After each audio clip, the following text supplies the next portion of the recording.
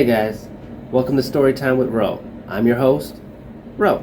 So, the last episode that I explained to you the reason why I wrote Beast of the Bronx the way I did.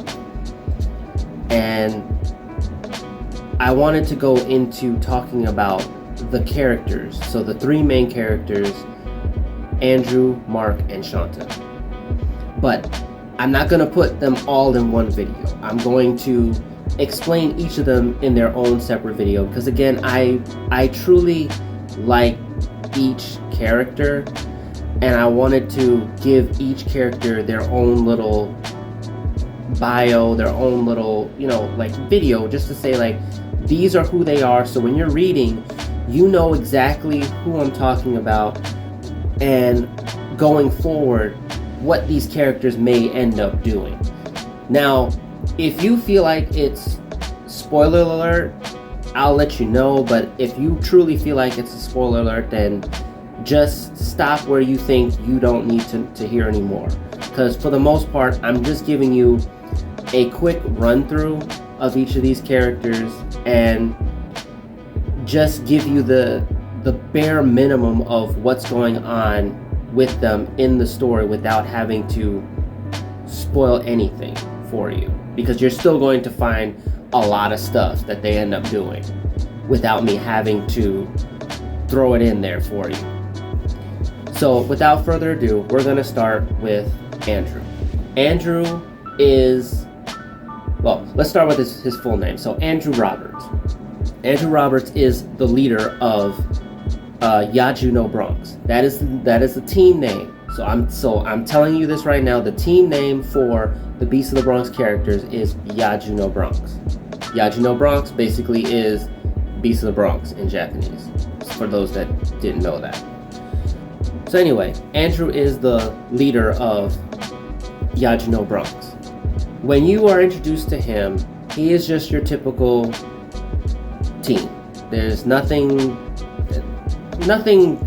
he's just ordinary. Like, there's not really anything about him that, strikes out and says like, oh yeah, he's the main character. Because I wanted to give the reader the incentive that it's not just him, that there's others besides him as the main character. But the story revolves mostly around him and what he is trying to do. Because you find out more about him throughout the story. To keep it simple, he is an orphan. He's been raised by a foster family.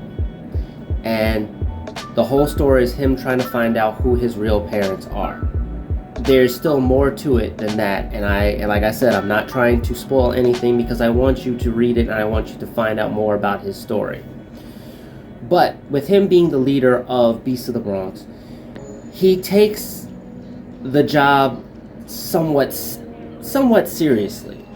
There is moments where he might take it a little bit too seriously, but for the most part, he's new to being leader of any kind of team because he's not an athletic person. You don't ever see him play sports. You don't ever know anything about him playing sports because he is basically like a nerdy kid. When you first meet him, he's trying to go home. He's trying to just end his school day on a happy note. But you end up finding that there's more to him because of his meeting with Madame Renee. Madame Renee is, you could kind of say, like the Zordon of this story. She kind of is more like, she's still a mentor. And she does what she can to train them, but she is the one that guides them through this journey that they're going through. So with Andrew being the leader, he is doing everything possible to try and keep the team together. And it's not easy, but whoever said leading anything is easy. With Andrew, he metamorphs into a werewolf. Yes, you heard me. He's Team Jacob, if you want to even go as far as that. So he's a werewolf. That's his were animal spirit that he he's made a contract with. Unlike normal werewolves, he still can keep his clothes on, and of course he's got heightened abilities that he can use outside of being transformed. So there is a scene where he is using his heightened smell, his heightened hearing, and his heightened sight to be able to help his this lost kid locate his father. Now, as I've said in the previous episode, that these kids don't know how to use their powers right off the bat. Everything is a trial basis. They are literally learning it as they go. So you see Andrew basically going through his, in a sense, his own little training arc every step of the way. Because when he does transform into his werewolf power, or to his werewolf form, that he still has no idea of what to do. He just knows that he's transformed into a werewolf. He has heightened strength, heightened abilities, but he's still trying to figure out how does he work it. He does have special attacks. Throughout the book, he actually uses 2 of them, and that is Striking Claw, and later on will be Gekido Bakuhatsu. Those are his 2 major special attacks that he uses, and each of them, they are given, or they're used at certain points of the story. So Striking Claw, basically, he can create these energy waves with his claw that can either cut down the enemy or just, knock them backwards, how depending on the amount of energy that he wants to put in there. Gekido Bakuhatsu is basically a energy wave or energy blast that just happens to be red in color.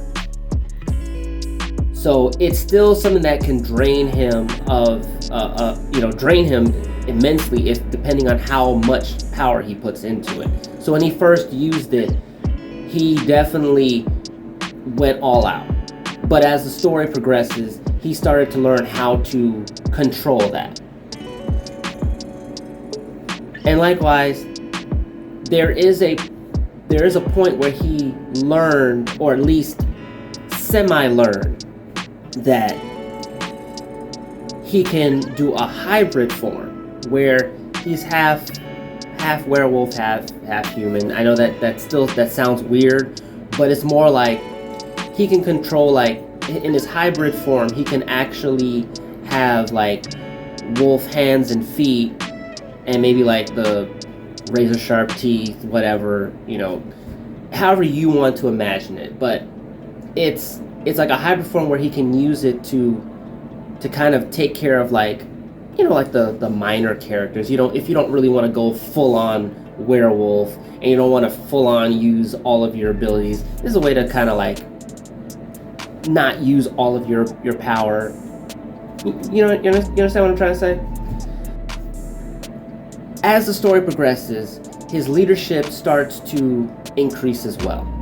And you start to see more of him being more of a leader.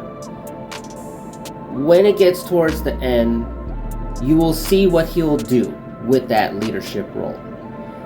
And then that particular choice that he makes is what's going to catapult what he ends up doing throughout the rest of the series. So again, this is Andrew in a nutshell. He is a main character, but at the same time, he is one of 3. And he is the leader, but I personally feel like he was given a role that may not necessarily had sit well with him, but he still did what he had to do. That's my humble opinion. But the next time, we will talk about his best friend, Mark Rivers. Until next time, guys. Holla.